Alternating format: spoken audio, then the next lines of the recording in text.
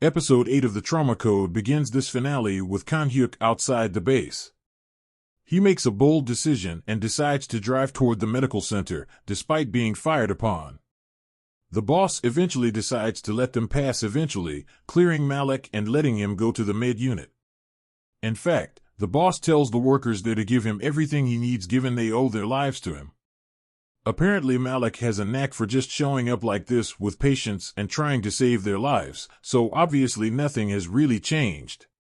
With time a precarious and fickle mistress that continues to slip away, the group starts surgery on Captain Lee. Jae-won finds the bullet outside the body, while Kan-hyuk sorts out an artificial bone for Captain Lee. After, the patient is stable and certainly needs a lot of time to recover, but he's not dead, which is the most important thing. Kan-hyuk eventually sits with his old Black Wings boss and tells him he needs to repay his debt. This stems from him leaving South Sudan and joining the team over in South Korea.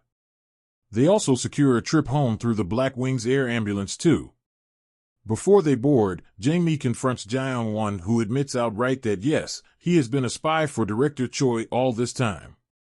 She agrees not to say anything if Jae-won deals with all emergency surgeries from now on. Well, he doesn't even bat an eyelid to this and is happy to be part of the team.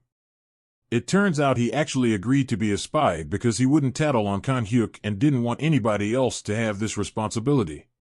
The media are there ready for the group's arrival, where they welcome Kan-hyuk and the others back to home soil.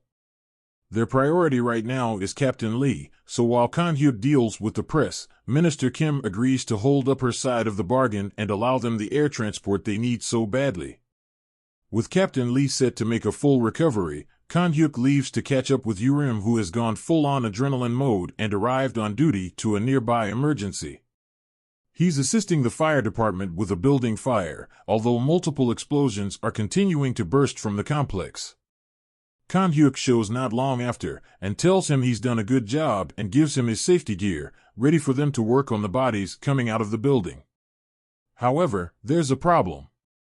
Up on the second floor, one of the firemen reveals that there's a whole bunch of oxygen canisters which, if blown, could cause a huge explosion to hurt a lot of people outside. Kan-hyuk and the others immediately set to work moving the worst patients, but one is left behind. Kan-hyuk charges forward to try and save him, but as the building blows, he ends up caught in the crossfire and flies backward. Although the patient is grabbed and taken aboard the air ambulance, Kan-hyuk ends up with internal organ burning and starts to lose consciousness in the helicopter. After the rest of the group bring Captain Lee in to work on him, working their way through a sea of journalists in the process, they eventually turn their attention to Kan-hyuk, who talks Urim through his symptoms while taking in oxygen when he can. When they land, Kan-hyuk entrusts Jae-won with taking on his surgery himself. But only if he's up for it, of course. One wrong move could kill him, and although Jae-won isn't sure if this is the right course of action, Jae-won decides to work with Urim to try and save the man's life. There's definitely tensions here, especially as Jae-won is still a rookie and this is a serious wound.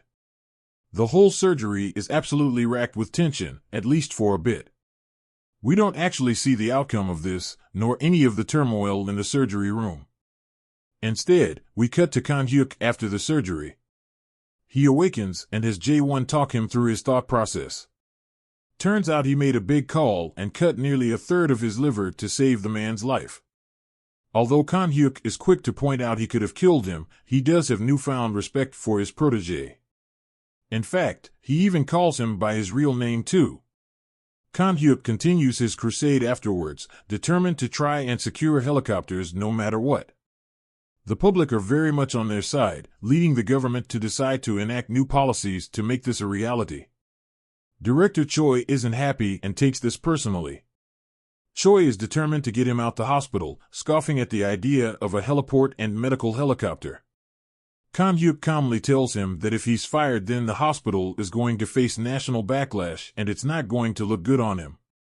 Here, Kan-hyuk opens up and explains why he decided to come work at the hospital.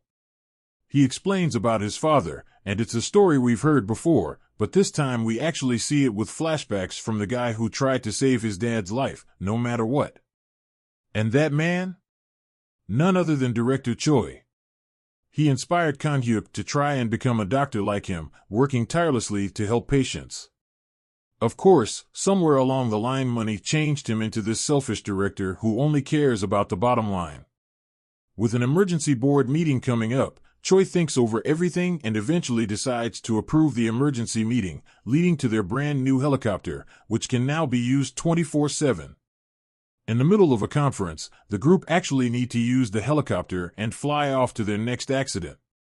So the Trauma Code brings an end to Netflix's latest K-drama, and while it's been an enjoyable ride, it's hard not to shake the feeling that in the end, this is very much a cookie-cutter medical drama without much in the way to differentiate it from the masses.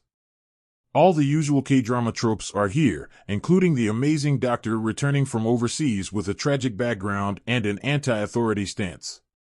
He takes a rookie under his wing and trains them up to be amazing, and in the end the mentor surpasses, or at least proves him/herself, to gain newfound respect. Looking at the story as a whole, there's a lot of this going on, and unfortunately the show doesn't have a strong enough ensemble of supporting characters alongside this to do something different in the genre. However, what it does pretty well, and there's definitely a good mix of dramatic and comedic moments that help make this a compelling watch. In all honesty, this finale could have been a lot better, but the ending is conclusive enough to at least wrap everything up in a satisfying way.